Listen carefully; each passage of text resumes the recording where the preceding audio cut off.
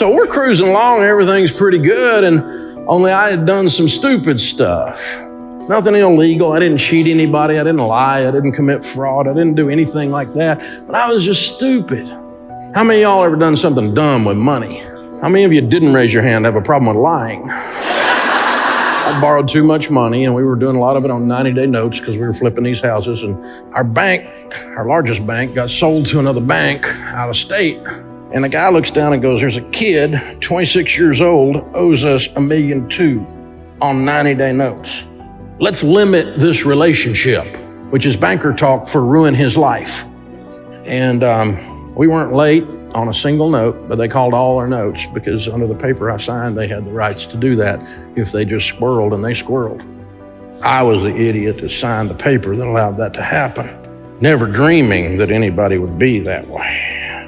Our second largest lender heard we were in trouble and called another $800,000, so we got $2 million due almost immediately, and it's all tied up in real estate. We spent the next 2.5 years of our life losing everything we owned. One year I made $250,000. The next year my taxable income was $6,000. Spent the whole year selling stuff trying to pay my bills because I was told you're supposed to pay your bills if you say you're going to. 2.5 years later, we were at the bottom. Our marriage is hanging on by a thread because the number one cause of divorce in North America today is money fights and money problems. We didn't get a divorce. Sharon said, I would have left, but I didn't have a car.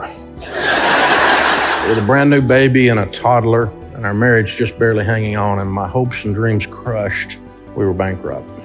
I remember standing in the shower with it so hot I could just barely stand there, and I would just stand there with a shower in my face and cry because I was so scared. It took a while.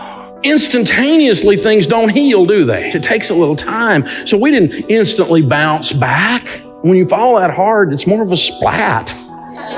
And so we started handling money this way. We started doing these 5 things that I'm going to teach you this morning. If you do these 5 things 100% of the time, they work because they're from God. I didn't make them up. I stole them all from the Bible and your grandmother. They're called common sense. I just sold them better than anyone has ever sold them in America's history. That's all. Number 1, get on a budget.